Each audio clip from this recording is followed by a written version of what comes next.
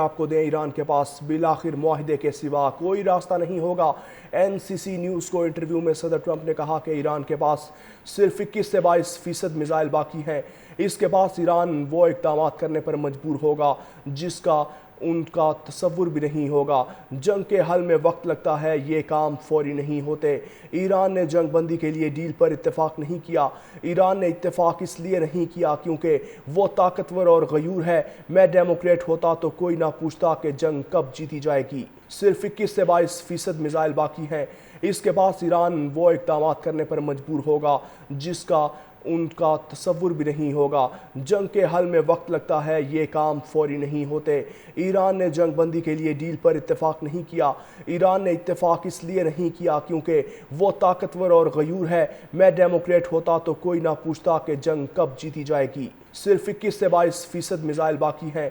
اس کے پاس ایران وہ اقدامات کرنے پر مجبور ہوگا جس کا ان کا تصور بھی نہیں ہوگا۔ جنگ کے حل میں وقت لگتا ہے، یہ کام فوری نہیں ہوتے۔ ایران نے جنگ بندی کے لیے ڈیل پر اتفاق نہیں کیا۔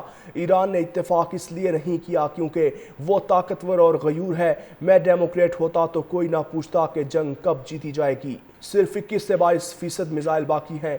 اس کے پاس ایران وہ اقدامات کرنے پر مجبور ہوگا جس کا ان کا تصور بھی نہیں ہوگا۔ جنگ کے حل میں وقت لگتا ہے، یہ کام فوری نہیں ہوتے۔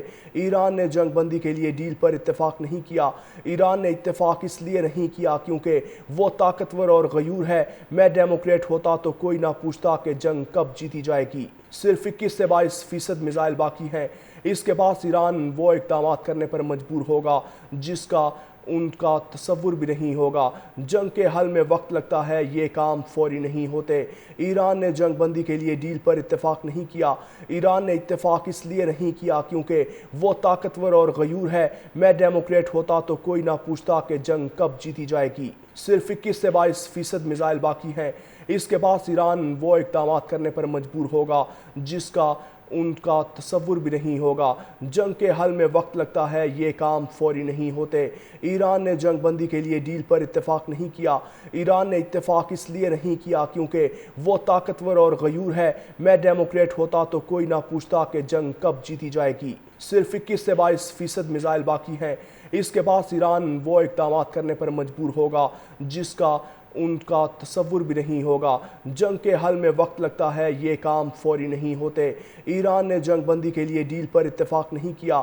ایران نے اتفاق اس لیے نہیں کیا کیونکہ وہ طاقتور اور غیور ہے۔ میں ڈیموکریٹ ہوتا تو کوئی نہ پوچھتا کہ جنگ کب جیتی جائے گی۔